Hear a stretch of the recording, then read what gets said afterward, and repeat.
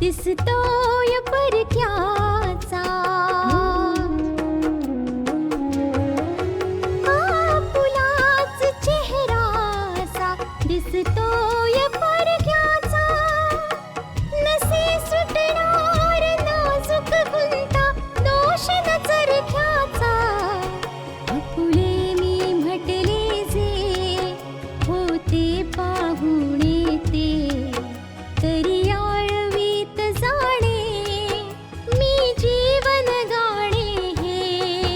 रेखा ही भाग्याची, रेखा ही भाग्याची, रेखा ही भाग्याची, रेखा ही भाग्याची. आतापर्यंत आपण पाहिलंत बलराज हे समजल्यावर हसतो की आशा नानांकडे गेलीये आणि त्यांनी एक निकराचा प्रयत्न केलाय गिरीधरना नमतं घ्यायला लावण्यासाठी. पल्लवी सिद्धांतला सांगते की नानांनी तिला काय काय सांगितलं.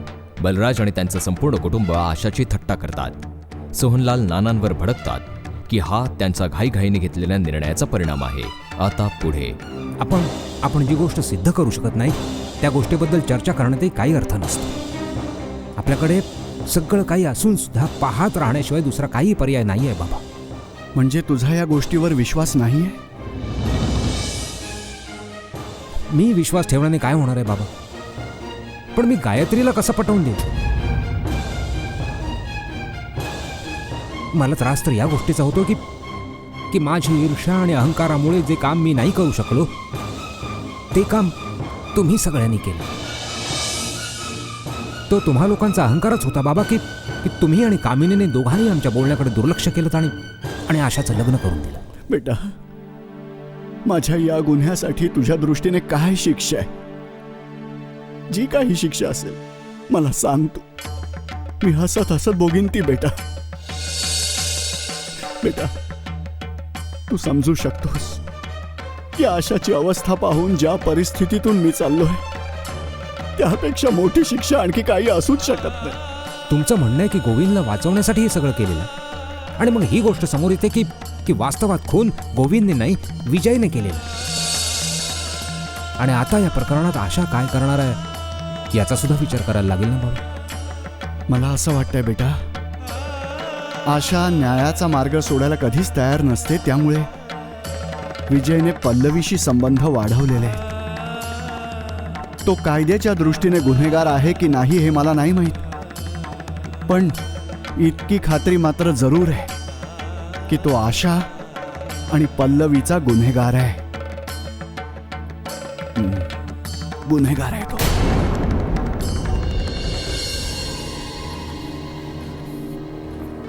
नाही जिजू, नाही. मी तुम्हाला शिक्षा होताना नाही पाहू शकत. कधीच नाही पाहू शकत जिजू. काय नशीब आहे माझं की जो खून माझ्या हातून झालाय त्याची शिक्षा तुम्हाला मिळणार आहे. देवासाठी साळेसाहेब, देवासाठी तुम्ही ही गोष्ट का नाही विसरू शकत की तो खून तुमच्या हातून झाला होता, माझ्या हातून नाही. तो आरोप मी माझ्या डोक्यावर घेतलेला आहे. पोलिसांना पटलंय मी खुनी येते. प्लीज प्लीज आता तू कोणाच्याही समोर नको बोलूस की तो खून तू केला होतास. जिजू, माझ्या तर मनात येतं की पोलिसांकडे जावं आणि ही गोष्ट स्पष्टपणे सांगून टाकावी की हा खून माझ्या हातून झालेला आहे, माझ्या जिजूंच्या हातून नाही. नाही नाही नाही साळेसाहेब, तू असं काही नाही करायचंय. तुला शपथ आहे माझी. तू कोणाच्याही समोर ही गोष्ट नाही बोलायची की खून तू केला होतास. आणि तसंही आजवर मी नको म्हटलेलं असतानाही तू आशासमोर ही गोष्ट उघड केलीस. हे रहस्य सांगून टाकलंस. का म्हणून केलं साळेसाहेब, का केलं असं? मग मी आणखीन काय करणार जिजू?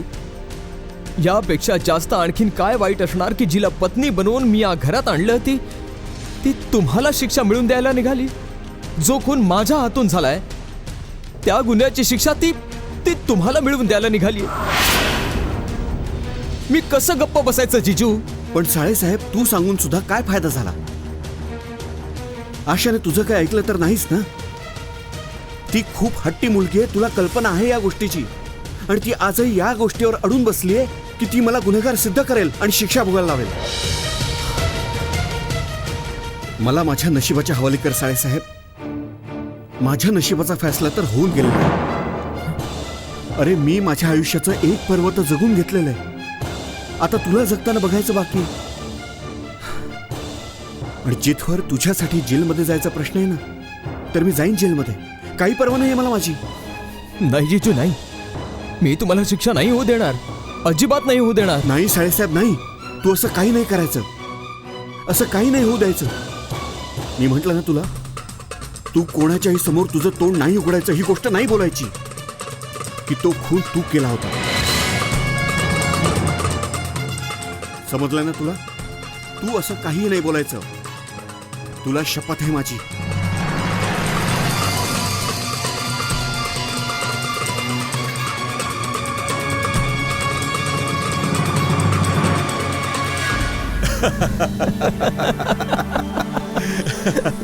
काय झालं? खूप खुश दिसताय तुम्ही. कुठे गेला होतात? पप्पा विचारत होते. पप्पा आहेत कुठे? आत्ताच गेलेत. आशा न्यायालयात गेली होती तारीख घेण्यासाठी.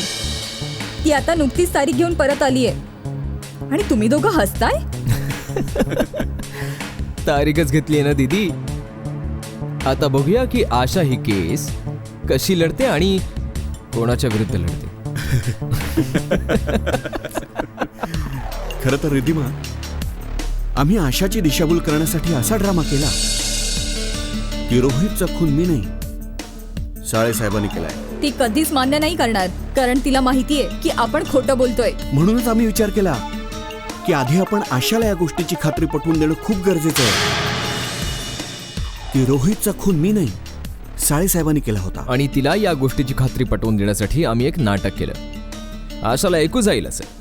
मी आणि जिजू असं काही बोललो की तिचा विश्वास बसेल की रोहितचा खून जिजूंनी नाही, मी केलाय. आणि आमच्या समोर आशाला तोडण्याचा हाच एक मार्ग होता. तिला या गोष्टीचा विश्वास देणं खूप गरजेचं होतं. आता बघायचं हे आहे की आता आशा काय ठरवते ते दीदी. आणि कोणती स्त्री आपल्या नवऱ्याला फासावर थोडीच लटकवायला निघेल. आणि अखेर आशा भारतीय नारी आहे, तिचे स्वतःचे असे संस्कार आहेत. तुम्हा दोघांना काय वाटतं की तुमच्या या नाटकामुळे आशा या खोट्या गोष्टीवर विश्वास ठेवेल?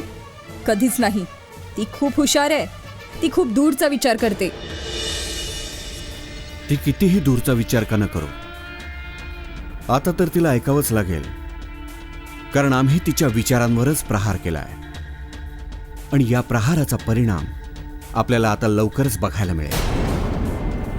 आणि हो साळेसाहेब, तुला या गोष्टीची पूर्ण काळजी घ्यायची आहे की जोवर ही केस पूर्णपणे संपत नाही,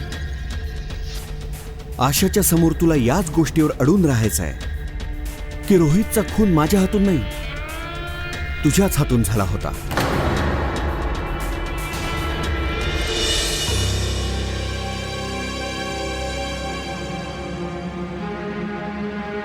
तुला जिजूंना शिक्षा मिळवून द्यायची हे कळल्यानंतर की जिजूंच्या हातून एक खून झालेला आहे, जर तोच खून माझ्या हातून झाला असता तर तेव्हा काय केलं असतंस तू?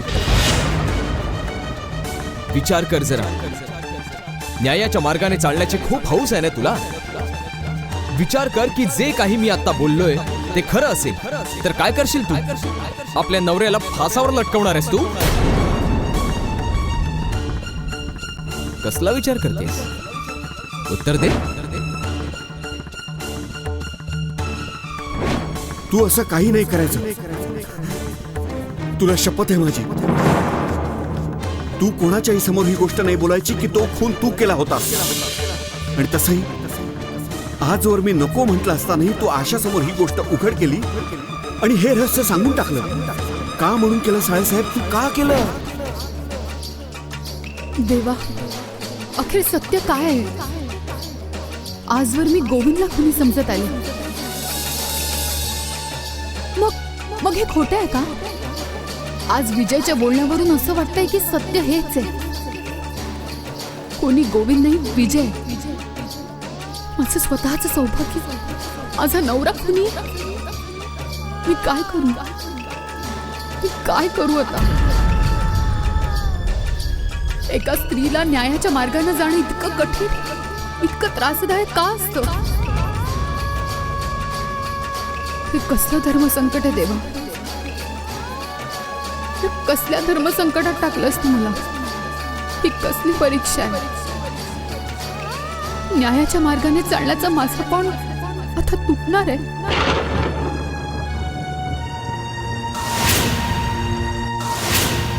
रेखा ही भाग्याची.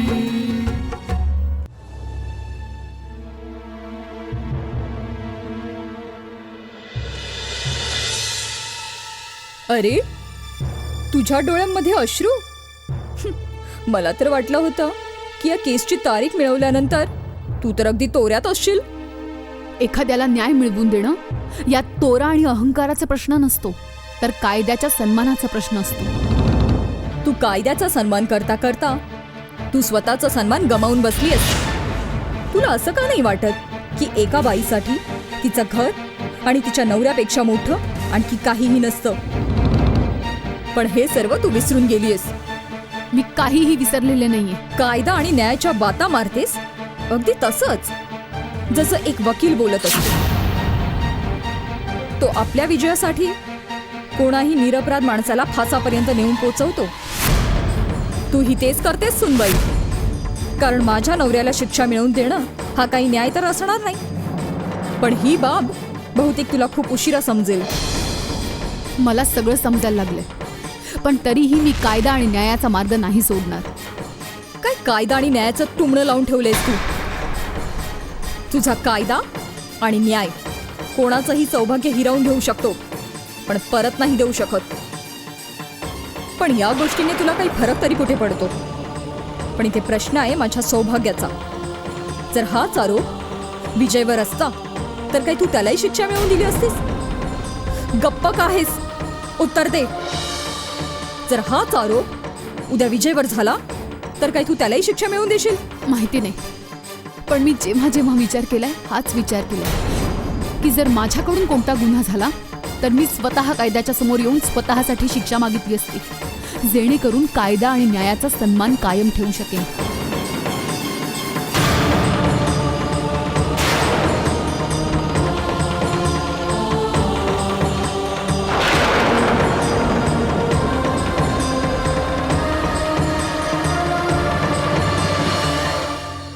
नाही मावशी, कोणी काहीही म्हणू दे, पण मी हे मान्य नाही करू शकत की विजयने जाणून बुजून आशाशी लग्न केलंय. या सगळ्याच्या मागे विजयचा हात आहे अजिबात नाही.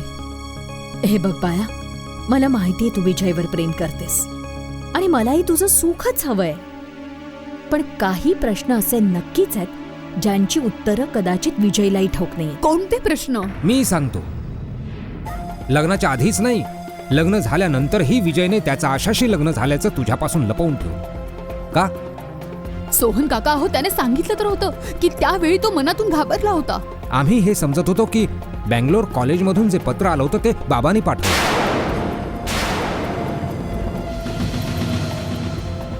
एक गोष्ट सांग, तू तर विजयला बँगलोरमध्ये भेटलीस आणि तुम्ही दोघं एकमेकांवर प्रेम करता, ही गोष्ट तुम्ही सोडून आणखी कोणालाही माहीत नव्हती. मग बाबांना ही गोष्ट कशी कळली? याचा अर्थ आहे म्हणजे ते पत्र विजयनेच पाठवलं होतं. सोहन काका, तुम्ही ही गोष्ट का नाही समजून घेत की त्या लोकांनी जेव्हा विजयवर लग्नासाठी दबाव टाकला तेव्हा विजयनेच त्यांना खरं सांगितलं की विजय माझ्यावर प्रेम करतो, म्हणजे हे लग्न नाही होणार. पण त्या लोकांनी या गोष्टीचाही अशा प्रकारे फायदा उचलला. ओ नानूंनी हा आरोप केलाय ना की गोविंदला या केसमधून वाचवण्यासाठी विजयने हे लग्न केलं. पण त्यावेळी आशाची स्मृती गेलेली होती. ती तर त्या कंडिशन मध्येच नव्हती की कोणतीही केस लढू शकेल. मग विजय आशासोबत लग्न का करेल? हो, खरंच तू बोलतेस ते बरोबर आहे. त्यावेळी तर कोणालाच माहित नव्हतं की आशाची स्मृती कधी परत येणार आहे ते. या सगळ्या कहाण्या रचल्या जात आहेत. कोणी काहीही म्हणू दे, पण मला फक्त एकच गोष्ट माहितीये. मी विजयला विसरू नाही शकत, अजिबात नाही.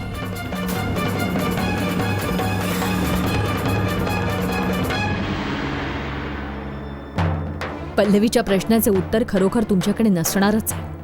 कारण जेव्हा आशाचं लग्न झालं तेव्हा आशाची स्मृती गेलेली होती. विजयने असा खेळ खेळला आणि आशाशी लग्न केलं ही गोष्ट काही कळत नाही.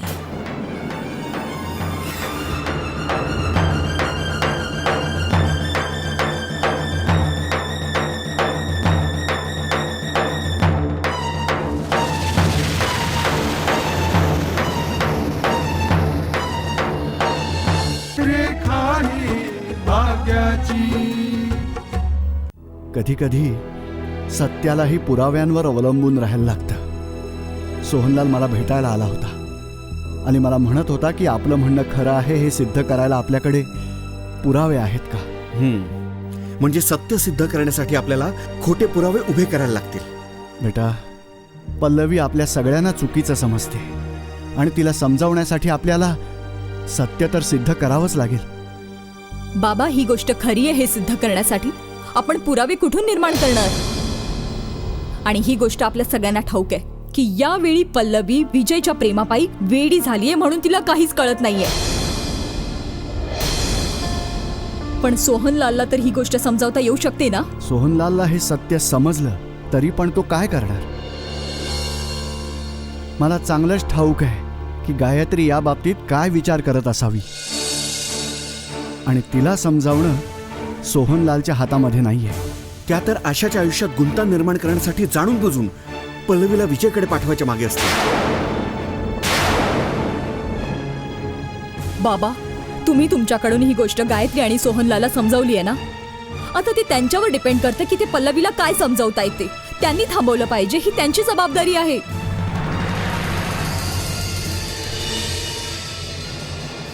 मी नेहमी सगळ्यांना हे समजावत आलोय की घाईघाईमध्ये घेतलेला निर्णय नेहमी चुकीचा असतो. पण मलाच पहा, आशाच्या लग्नाचा घाईघाईमध्ये निर्णय घेऊन मी किती मोठं पाप केलंय. या सगळ्याला जबाबदार मी आहे. नाही ना, ह्या सगळ्याला जबाबदार मी आहे. कारण या गोष्टीची सुरुवात मीच केली होती. विजयच्या घरी सगळ्यात पहिला मीच गेलो होतो नाना. आता या गोष्टी बोलण्यात काहीच अर्थ नाहीये. यावेळी आपण या गोष्टीवर कॉन्सन्ट्रेट केलं पाहिजे की आता आशाला जो त्रास सोसावा लागतोय ना, त्यातून आपल्याला तिला कसं बाहेर काढायचंय. आतापर्यंत आपल्याला हे वाटत होतं की गोविंद खुनी, पण आता ही गोष्ट समोर येते की ऍक्च्युअली रोहितचा खून विजयच्या हातून झालाय. मग अशामध्ये आशाने काय करायला पाहिजे बाबा? आंटीजी, आशा न्यायाचा मार्ग सोडूही नाही शकत आणि आपण तिला हे सांगू नाही शकत की तिने न्यायाचा मार्ग सोडून द्यावा. आशा न्यायाचा मार्ग का सोडेल? खरं तर हे आहे की या सगळ्याच्या मध्ये सगळ्यात मोठा गुन्हेगार विजय आहे. खून त्याने केलाय की नाही हे नाही माहीत, पण ही गोष्ट तर नक्की आहे ना, विजय आशा आणि पल्लवीच्या आयुष्याशी खेळ खेळतोय. आणि जर ही गोष्ट सोहनलालने नाही समजून घेतली तर मग लवकरच त्यांना पल्लवीची अवस्था पाहून पस्तावावं लागेल.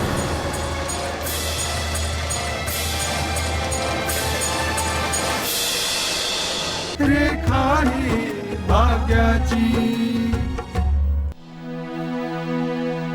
सोहनलालजी,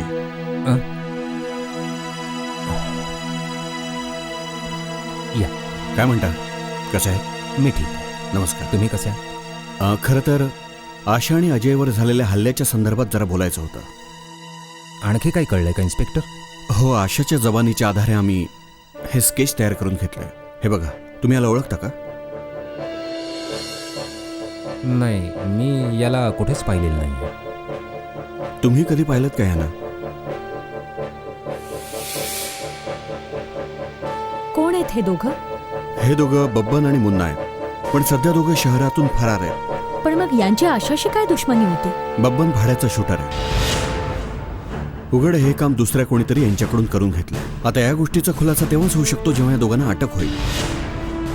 इन्स्पेक्टर, मला वाटतं की तुम्ही लवकरात लवकर यांना अटक करा, जेणेकरून ही गोष्ट लवकरात लवकर समोर येईल की आशा आणि अजयवर हल्ला करणारे आहेत कोण. हे बघा, आम्ही आमच्याकडून प्रयत्न तर सगळे करतोय, पण खरी गोष्ट ही आहे, जेव्हापासून आशाचं लग्न गोविंद कपूरचा मेवणा विजयशी झालाय तेव्हापासून यात आणखी गुंतागुंत वाढली. मी असं ऐकलंय की आशाच्या लग्नाच्या बाबतीत बरंच काही माहिती आहे तुम्हाला. तुम्ही सांगू शकता का ते की आशाचं लग्न त्या घरात का केलं गेलं? मी कायद्याच्या दृष्टीने तर काही नाही सांगू शकत, पण पर्सनल इतकं जरूर सांगेन की हे जे नातं दोन्ही घराण्यांमध्ये जुळलंय ते साधेपणाने जुळलेलं नातं नाहीये.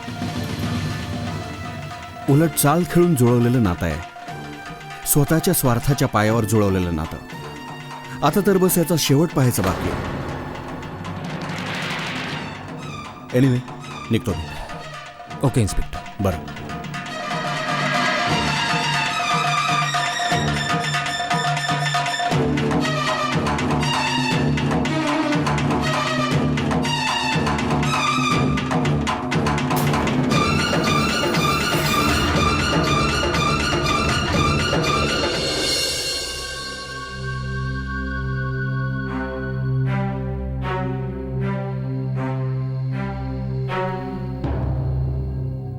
तारीख मिळाल्यानंतर केसची तयारी अगदी जोरदार सुरू केलीस तू. हो, जबाबदारी घेतलीये मग पार पाडावी तर लागणारच ना. मी शास्त्रीजींना वचन दिलंय की मी त्यांना न्याय मिळवून देईन, मग मी त्यांचा विश्वास उडू नाही देणार. जरा नीट विचार करतो, कारण न्याय मिळवून द्यायच्या प्रयत्नात कदाचित तू स्वतःच सौभाग्य गमावून दुर्दैवाला आमंत्रण देशील. काय म्हणायचंय काय तुला? हेच की तुला जिजूंना शिक्षा मिळवून द्यायची आहे, आणि मी माझ्या चुकीची शिक्षा जिजूंना नाही होऊ देणार. म्हणून जिजूंना शिक्षा मिळवून द्यायचा निर्णय घेण्याच्या आधीच एकदा स्वतःच्या आणि माझ्या बाबतीत जरा विचार कर. मला कुठलाही विचार करायचा नाहीये. मी न्यायाच्या मार्गाने जात होते आणि मी त्याच मार्गाने चालत राहीन. हो, तर म्हणजे तू अजून हेच समजतेस की रोहितचा खून जिजूंनीच केलाय. मी तुम्हा दोघांचं बोलणं ऐकलेलं आहे, पण तरीही मी सत्याचा मार्ग नाही सोडू शकत. मी इन्स्पेक्टरशीही या लग्नाबद्दल बोलले. इन्स्पेक्टरचं म्हणणं असं आहे की हे लग्न चाल खेळून केलं गेलंय. त्यांनी हे तर नाही सांगितलं की चाल कोण खेळलं, पण मी समजूच शकते पल्लवी. मम्मी, जर असंच आहे तर विजय आशाकडे घटस्फोट का नाही मागत? आशा या केसवर असा विचार करून लढायला निघालीये की रोहितचा खून माझ्या हातून झाला होता. आता मी आणि साळेसाहेबांनी आशाला या गोष्टीची खात्री पटवून दिलीये की हा खून माझ्या हातून नाही, खून साळेसाहेबांच्या हातून झाला होता. काय? खरंय पप्पा.